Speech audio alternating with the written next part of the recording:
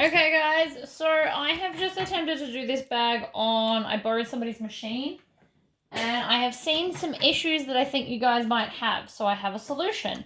I have taken the accent panel and cut it down to the cut lines, and then I'm going to top stitch it onto a flat piece, like this. I think this is going to relieve a lot of stress from people, especially some new sewers that have never done a swap before. So I've cut them down. I have decided to do a square piece, and then I'm just going to top stitch them on like this. So I've got a 3 3/4 stitch length, do a couple of stitches, back stitch, and then go around the curve. Now, if you've got a slippery vinyl, I would definitely suggest that you stick that down with some double-sided tape, but otherwise you can just hold it if you so desire.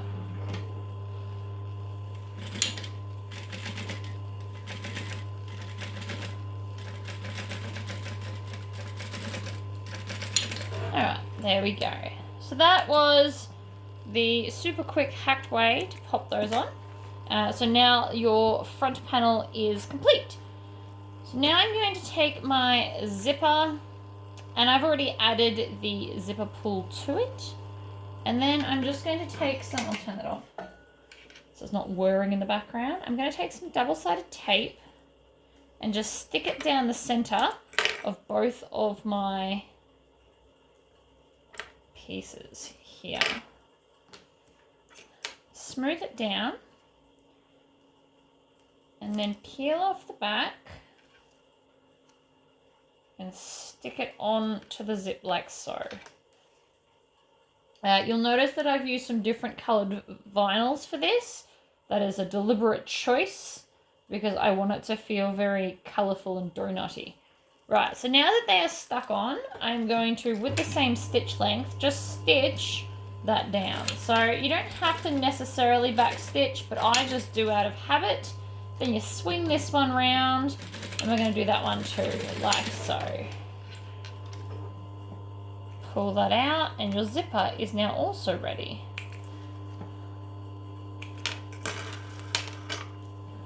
Turn that off, sorry. I've been hyper sewing all morning. So now I'm going to take a ruler and rule down the center of my D-ring holder.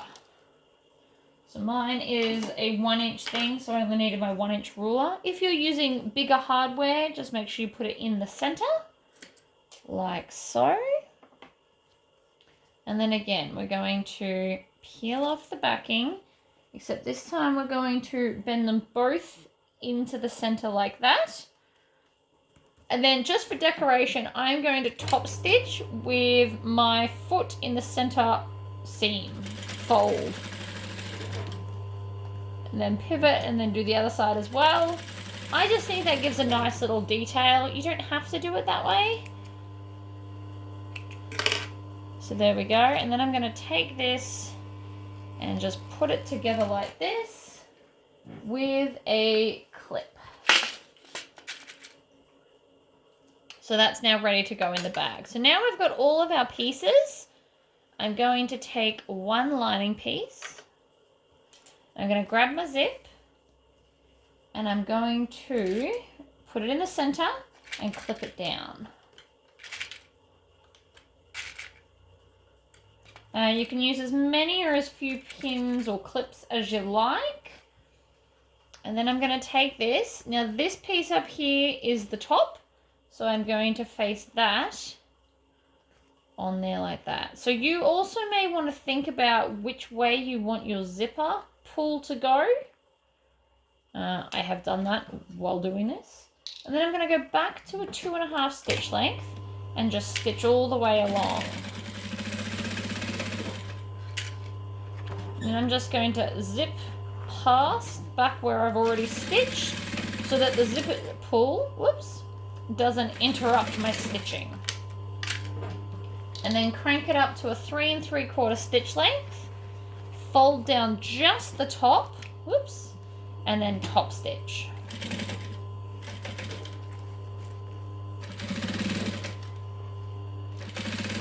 So I'm just finger pressing that. Like so. Make sure that I back stitch at the end. And then if you want to, you can iron that down or just finger press it.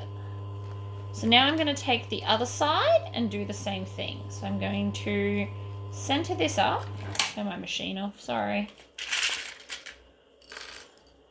And then clip along that edge.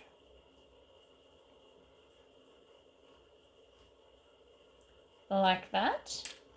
And then take my other piece and put that with right sides together, clipping along as we go. And then I'm just going to pop that under and go back to my 2.5 stitch length and stitch along there like that, making sure I back stitch. Then I'm going to go back up to my 3 3/4 stitch length, peel back just that one layer and top stitch along there. Now you could also make this back panel out of the vinyl, which would be super cute, but if you don't think your machine can handle that, don't do it, obviously. Okay, so now we want to make sure that our zip is open, and then I'm going to take my zipper pull and I'm going to put it at the closed end. So you always want this at the end where the zipper closes so that you feel like it's more secure and safe. So then we're going to pin or clip that to there, but just that one, not the lining pieces. And then we're going to join everything together. So I'm going to start at an edge and a corner. And then I'm going to go all the way down one side, like so. And then I'm going to come and do the base. And then down the other side. And the reason you clip all of them is because it's very easy for it to shift while you're sewing. So if you've clipped everything where it should sit, it's less likely to move on you.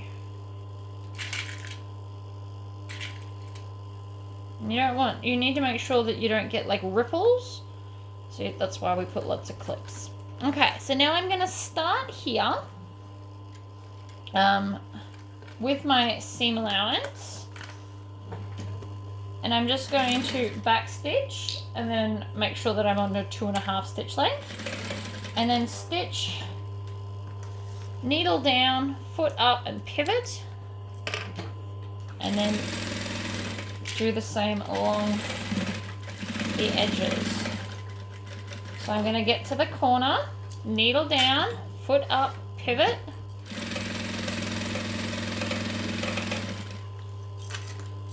Needle down, pivot.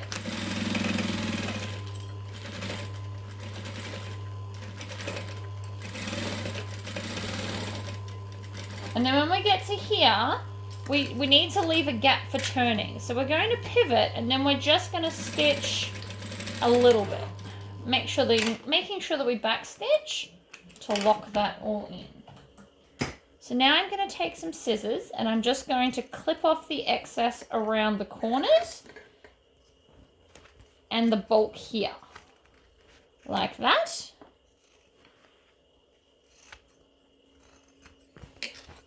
So you just want to cut it at slightly more than a 45-degree angle. So you can come in one side and then go back out the other. That just ensures that when you turn it, you're going to get a nice clean point. So pop that in the bin. And then I gather it up, grab a corner and push the corner out. And then everything else just kind of follows with it.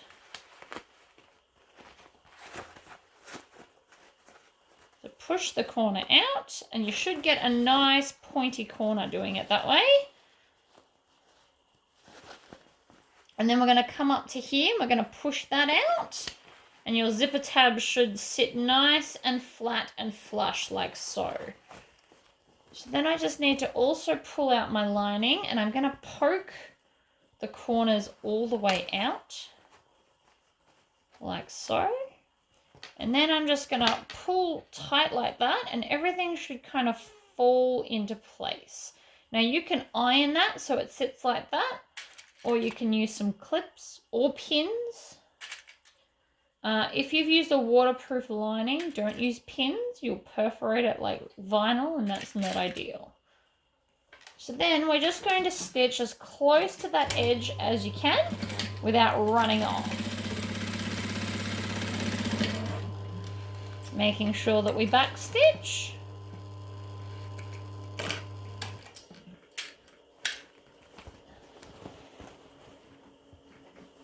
Just push the corners out, and there's your little pouch done. So now we just need to make our strap. So I'm doing my half and half strap. There's a million different ways to make your strap however you like. This is just the way I choose for this round. You could do all vinyl. You could do all fabric.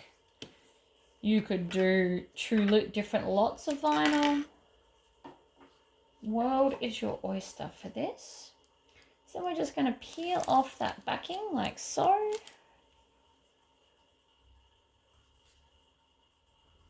And then fold it over into the center. Like that. And then do the other side as well. So again, as you can see, I have picked purple for here, and then blue and pink. I'm going for a very rainbow colorful feel because the donut fabric is super colorful, and I couldn't just pick one color. Okay, now you'll see that when I did that, I've actually sticked it on so it's a little bit crooked, but you can just trim off that edge and square it up. Okay, so we're going to a 3 3/4 stitch length. And I'm going to start with the short edge. I like to start with the short edge because I hand crank the first few anyway. So I'm just going to make sure that all of those little fluffy bits are tucked in, and if they refuse to tuck in, melt them off.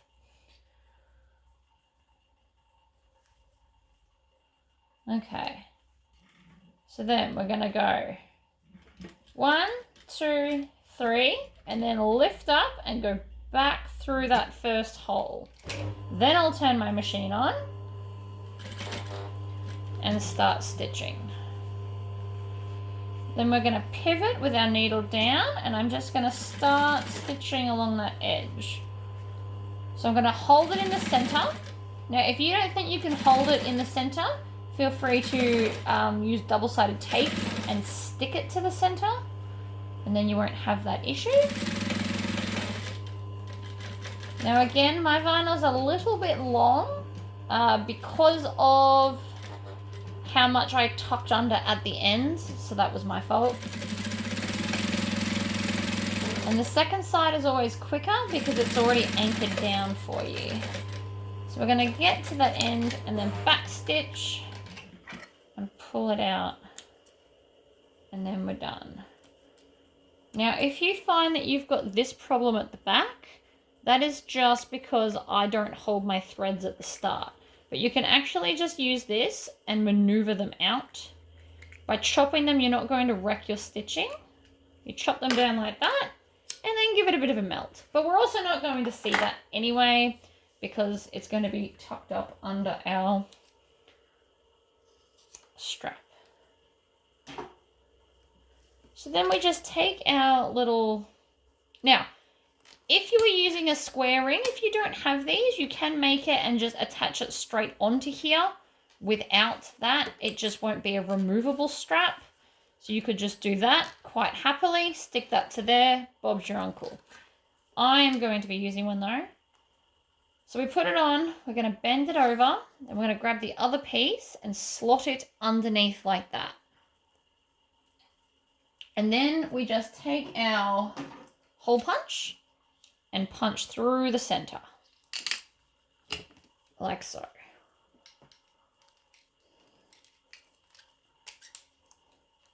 And then I just need to grab a rivet to stick in there. So I forgot to grab a rivet, so give me 1 second.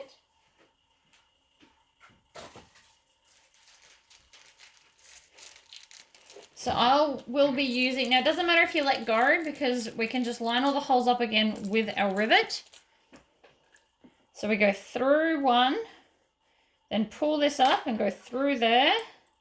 And then make sure that your lobster claw connector is this side of your rivet. Otherwise, this will float around your handle, which is not ideal. So I'm just using my nails to push that through. And then I'm going to pop the cap on the end and push it until I feel it join enough that I can let go. And then I'm just going to grab my press and press it down. And there we go.